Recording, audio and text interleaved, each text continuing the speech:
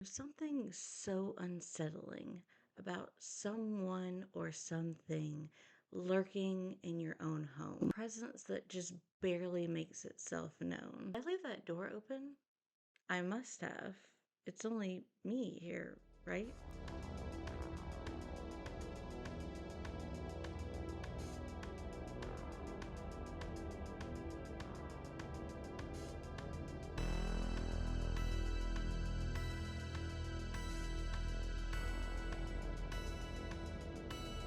Paranormal, denoting events or phenomena such as telekinesis or clairvoyance that are beyond the scope of normal scientific understanding. Paranormal Activity is a 2007 found footage film about a couple who set up a camera to capture proof of strange nightly occurrences in their newly shared home. The budget was a meager $15,000 with an eventual worldwide gross of $193 million. It is among one of the most profitable movies ever made. And as of 2025, there are 7 of these films in the franchise. One thing that I found really cool about this film when I was looking back on it was the marketing. One of my favorite directors ever and human beings is John Waters. And one of his favorite directors is William Castle, mostly because of the marketing gimmicks. And the marketing gimmicks for this movie, I absolutely love. They like touch my heart so much. Initial trailers featured clips of audiences reacting to scenes in the film. In these trailers, a night vision camera mounted in a movie theater showed a montage of moviegoers screaming and jumping after being so scared. When this movie was trying to be made, they sent it to DreamWorks and Steven Spielberg got a hold of it. And apparently, as lore goes, as the legend goes, he decided to go review this movie at his house, and supposedly he got locked in his own bedroom. He has no idea how. He walked around with this movie in a trash bag. Apparently, Steven Spielberg thought that this movie actually was haunted.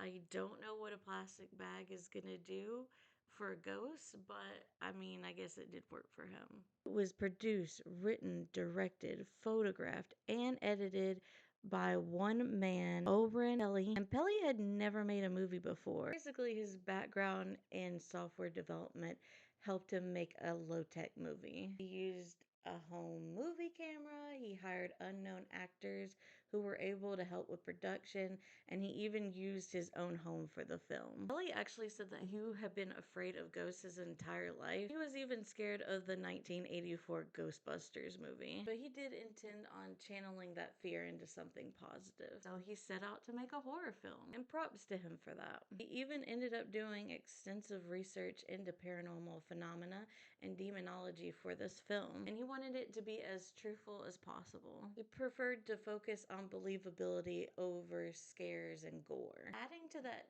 believability, all the actors share their first names with their characters. The actors were provided with outlines for a scene instead of a traditional script, so a lot of what you see is actually improv in the movie. One thing that really kept coming back to me as I watched this movie was that it really does feel real. Like the relationships, the characters themselves, the house, even the haunting feels realistic. Cannibal Holocaust invented found footage. Blair Witch popularized it. Paranormal Activity revived it. As the film opens, we get a title card thanking the families, as any good found footage movie is going to do. It's September 18th, 2006 in San Diego. Mika is filming with his brand new camera, and his girlfriend Katie rolls up in a nice ass car. Hold up. This is a nice ass neighborhood. It always just takes me out of a TV show or a movie when the characters are just randomly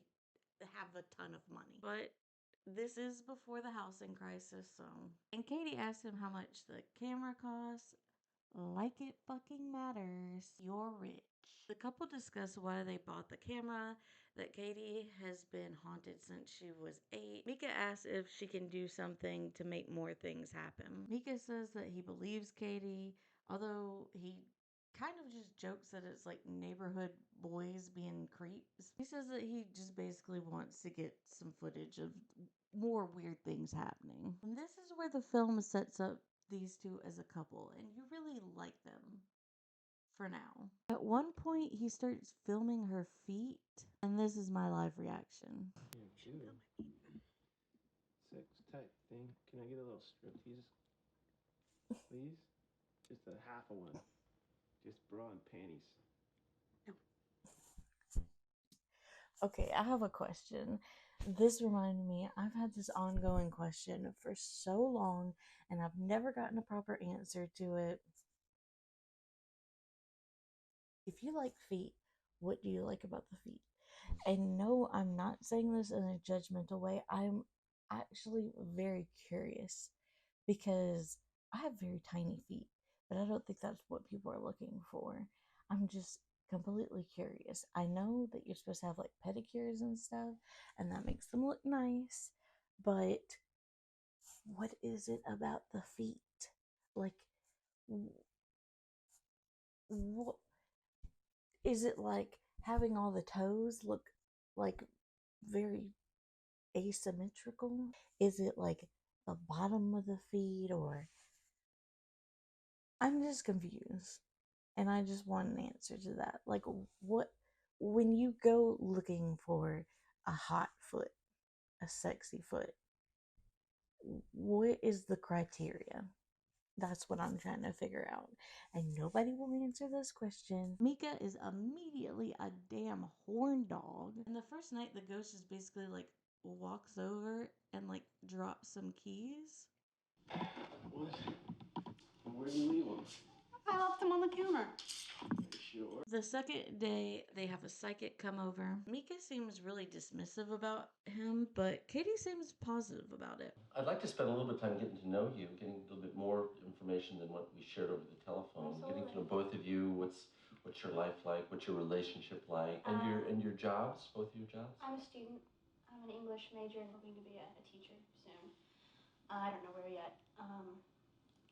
Mika is a day trader.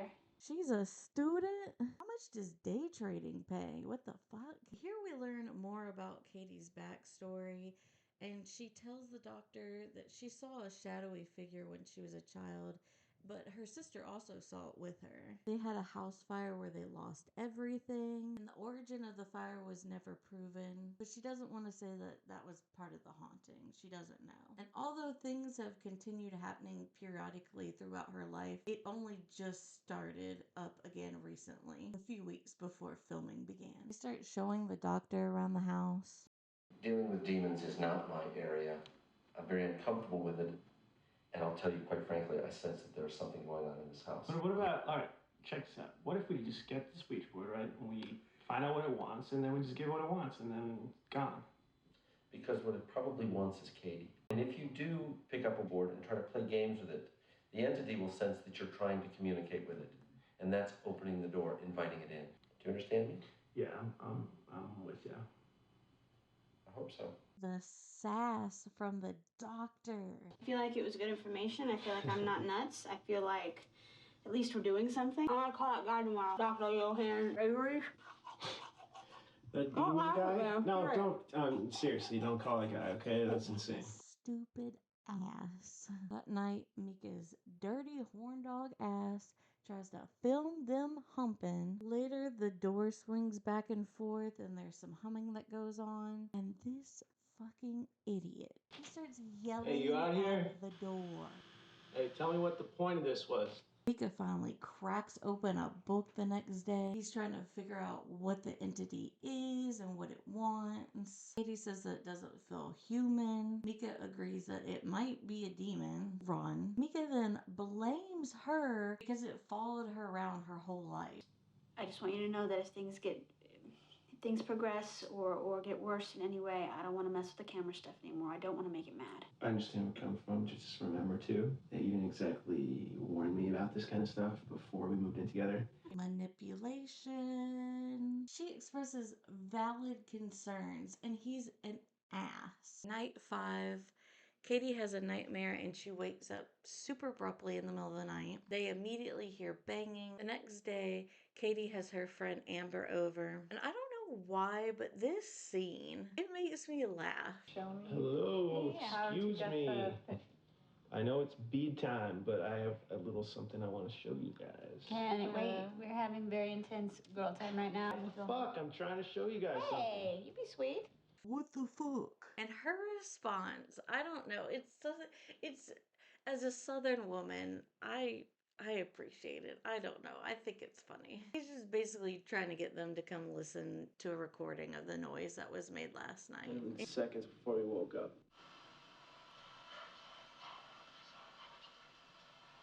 What the hell is that? Well, I listened to it You know- 50 times. It's not saying anything. It's not a language that I recognize. It's not a dog. It's not like noise from the street. It's not any kind of electrical interference that I recognize. So I figure I'm gonna go out and get a Ouija board. Anyway, doofus ass is like, oh, I got to bring in the Ouija board, even though specifically was told not to. Like, just listen to women.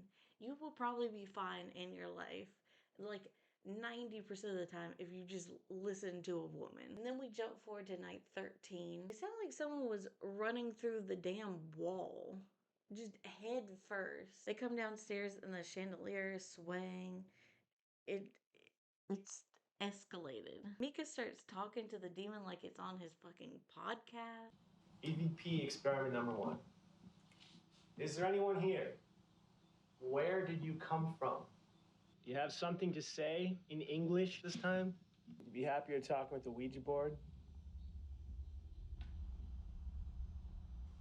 What is your quest? Night 15, Kitty gets up and she just stands there. She eventually goes out in the cold. Mika finds her and he's actually kind of sweet to her. He hears these sounds as he goes up the stairs. The TV is on with static. It's just chaos. He shows her the video and she's really confused and scared, which, yeah, I would be too if I saw myself. That's insane. That's so wild. Like, I know that there are people that sleepwalk and stuff, but if you showed me a video of me doing stuff and I had no memory of it, I would be so freaked out. Yeah, all right, you little fucker. Got something to say?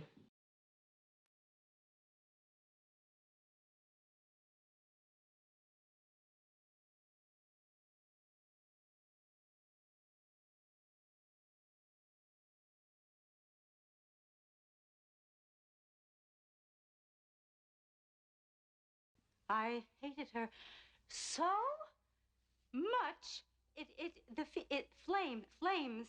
Flames on the side of my face. Katie rightfully cusses him the fuck out. Exactly what I meant. I borrowed a How Ouija board. dare you? You knew exactly what I meant. I said don't mess with that stuff because it scared me. What do? You go out and you get the best looking fucking Ouija board I've ever seen and you put it in the middle of our living room? Explain that to me. I borrowed it. Throw it away. We're gonna leave right now. There's no more camera. There's no more nothing. I don't want to hear. They leave for a date and the damn thing starts fucking dancing. It lights on fire because demon. Demon is fire. When they get back, Katie's just like, what'd you do, Mika? What'd you do, Mika? This dude is not getting his pee-pee touched anytime soon. Dude, if I didn't like Katie before, she is so justifiably pissed. She's yelling at him, kicks him out of the bedroom. He follows her in there. And yet again, Katie is like, we need to call up the demonologist, the fucking specialist recommended by the doctor. But old turd head over here is like, let me put some powder on the floor. And exactly what is this gonna prove? Well, if anything walks through here, it's gonna leave a pretty good footprint. Tomorrow, I'm making the call. You can have your powder. You can clean it up Babe, tomorrow. Take a deep breath, pop a pill. You want to do that? You want to call it the demon guy? Call it exactly. exorcist? I want to Quack take in here, care tell of us what this. to do. I'm taking care of it. This is my house. You're my girlfriend.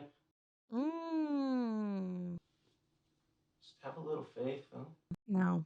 Night 17, they find some hoof prints in the powder that Mika left. I'm just visualizing this goat man like clucking around. Like, hi guys, can I get in the middle? I ate the popcorn from the attic and now my tummy hurt.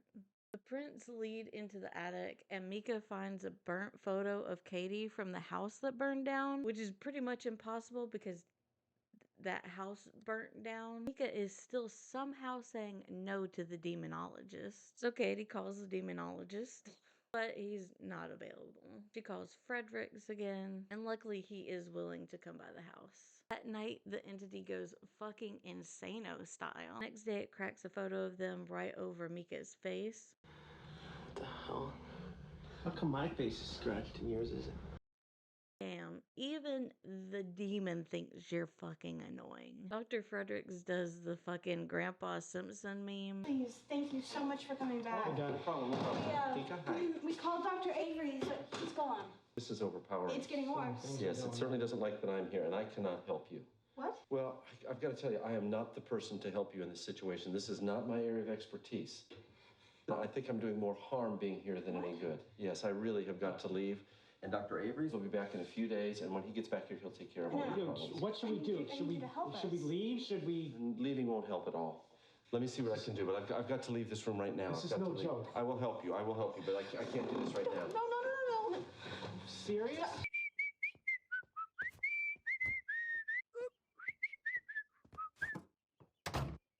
Night 19, we learn that the demon is in defeat too.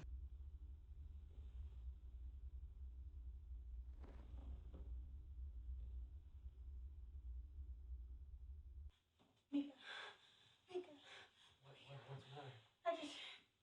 I just felt him breathing. Right there. He was right there. I felt him breathing. Night 20, it yanks her from the bed. Mika jumps up. He brings her back.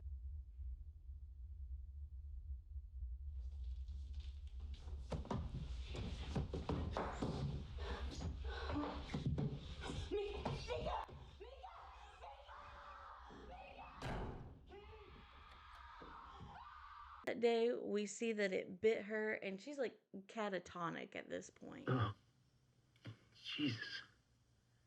I think we'll be okay now. Okay. Night 21. Oh, look. Katie kind of curvy. Sorry. Anyway, she sleepwalks downstairs, screams bloody murder. Mika!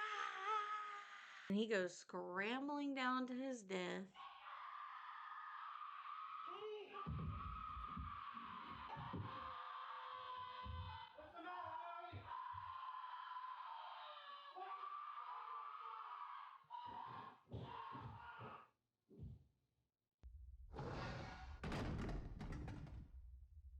Oh no, your girlfriend is a meat jacket for a demon now. And a final title card pops up saying, Mika's body was discovered by police on October 11th, 2006. Katie's whereabouts remain unknown. And while this movie isn't exactly my cup of tea, I do appreciate a lot of things about it. It takes on the haunted house trope really well, and I do think that this is a really great movie for someone who is newly into horror, but maybe is too scared for more intense things. Because the buildup is really good, I think. I think they did a great job with the buildup here. And this is a really great one for like October. It's a good movie. If you're looking for a haunted house movie, a ghost movie, that sort of thing, it's really great. I did find out when I was doing research for this movie, in later movies in the franchise, the demon's name is Toby. That's not really a threatening name. You think of demon names and you think of like Azazel and like, I don't know. Toby's not metal. It's not spooky. Okay, please leave me a comment with your paranormal stories if you have one. I absolutely love it when people share their ghost stories with me. We can basically have our own midnight society in the comment section with spooky stories.